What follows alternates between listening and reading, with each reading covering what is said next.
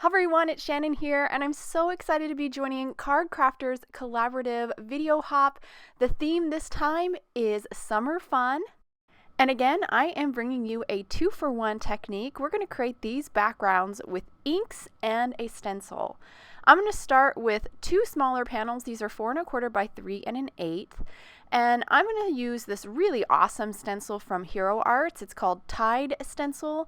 It is very delicate though, and with these more delicate or thin line stencils, I like to use some Pixie spray. So I have my Pixie spray here. I'm going to just go off camera and spray the back of the stencil. Now it's nice and sticky. And that will really help to make sure that stencil stays down and in place over the panel. Now I'm going to do some basic ink blending. I do have a lot of colors picked out. I'm starting with a little bit of key lime. I'm using my ink blending brushes. I do think these work better for these really delicate stencils. And then I'm moving on to Pool Party, a really nice pool kind of color. Ink blending sort of randomly here and there. Just want to get a good variety of colors on this. We're kind of mimicking water, sort of. After I finish with Pool Party, I'll move on to a really beautiful blue. This is Splash, and all of these inks are reactive inks from Hero Arts. They're really awesome inks that react with water. You definitely want to use some kind of reactive ink for today's technique, and you do want to be very heavy-handed when you're blending. You can see that there's a lot of ink on the stencil, a lot of ink going onto the paper, because you want to have some of that residual ink on top of your stencil when you're done ink blending. So if you have a heavy hand like I do, this technique works really well for you. I'm moving on to Blue Hawaii here, and again, if you don't have these reactive inks, Distress Oxides will work, Distress Inks will work. I would opt for the oxides over the ink because the oxides kind of stick a little bit better to the stencil, which is kind of what we want here to get our second impression. So now that we've done that ink blending, we can remove the stencil and we have that first little panel almost done. We'll put that aside and do a little bit more to it in a minute, but we want to be really careful when we're handling our stencil here because we have a lot of residual ink on that stencil and we want to use that ink to create our second panel. So I have my stencil here and a spray bottle. Just off camera, I'm going to really heavily spritz this panel so there's lots of water over this stencil. Again, this is a thin lined stencil. I think these work better. I have found these work better for this technique.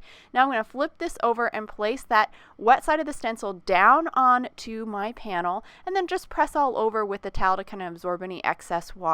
And you can see we have a really cool impression from that residual ink now on our panel. Now there's a couple spots I felt like that it just missed, or maybe I didn't get quite enough water on the stencil, so I am again going to spritz my stencil and then I will pop it back on for a second time. You do have to be careful to realign it in the right spot if you don't want to get like a double image, and I find this pretty easy to do actually, and it really does help to intensify the colors if you feel like you didn't get a really good impression the first time, possibly you didn't do as much water or something. And I do want to point out that these panels that the cardstock I'm using is just 110-pound white cardstock. It's not watercolor paper or anything. You can just use regular cardstock for this technique. So now I'm back to that first panel and I'm just ink blending with the residual ink that's left in my blending brushes over the corresponding areas of that color on the panel. So wherever it's green, I'm ink blending with green just to kind of take some of that white away that's in the background. Now we're going to move on to our images. So I have this really awesome message in a bottle stamp set from Hero Arts. I'm going to start with this round bottle, just ink it up in intensified black ink and stamp it onto some white cardstock. I am going to do some Copic Coloring, so this ink is a Copic friendly ink. After I stamped that first bottle, I've then repositioned the bottle on the lower part of my panel and also a image of a ship inside that first bottle, stamped those, and then I'm going to now stamp a sentiment in that second bottle, and that will be my two kind of focal images for my card. So now that those are stamped and the ink is completely dry, we're ready to Copic color. I'm starting out with my lightest shade, which is E30 for that cork. Then I'm moving on to my medium shade, which is E31, just coloring the sides and the top to start to make this look rounded.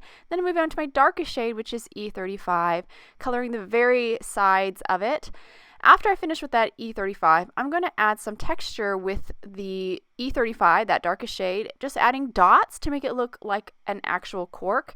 Here I'm back to E31, my medium shade, adding dots as well. And then I grabbed an even darker shade, which is E37, and continue to add some more dots here and there just to really amp up that texture. Now we're going to color this ship using my browns again, starting with E31, then E35, and then finishing with E37 as my darkest shade to really create that shape to this ship. And then we're going to move on to the water. So for the water, I picked up pulled out colors that kind of match the inks that I used for our background. I'm starting with this really pretty kind of pool color. It's BG34. It's actually going to be my lightest shade. Then I'm moving on to B05. And then I'm moving on to my darkest shade, which is B29. After I've colored my 3 shades, I'm going to go back through to kind of blend it out. So I'm back to that B05, blending out the transition between that and the B29. And then I'll finish up with my lightest shade, which was that BG34, just blending out the transition between that and the B05. Now I used that BG34 for the sails, and then I moved on to a lighter teal or blue to kind of blend it out. And I'm also using it to add like a shine on the bottle.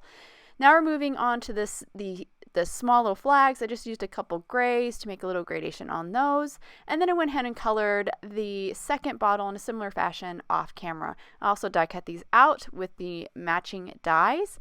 And now we're going to move on to our sentiments. The card with just a ship inside the bottle needs a sentiment, so I'm going to do some heat embossing on some black cardstock. I pulled off this linear sentiment, inked it up in Versamark ink. Now I'm going to dip it into some white embossing powder, and then of course heat set with my heat tool. We're going to add to the sentiment, because right now it says good luck on your, and we're going to add the word adventure also from that stamp set.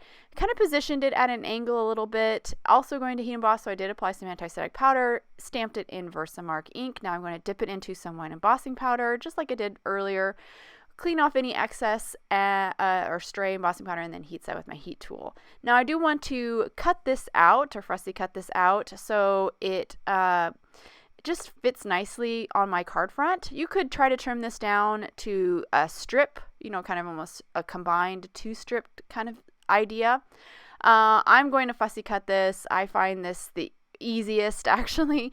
I just recommend kind of turning your paper a little bit and adding, as best you can, try to add some little bumps that kind of match the tops and bottoms of the letters. But honestly, if you just add those little bumps here and there, your eye will kind of line it up, and I think that's really a good trick to getting those sentiments well cut out, almost look like they were actually cut out with the die.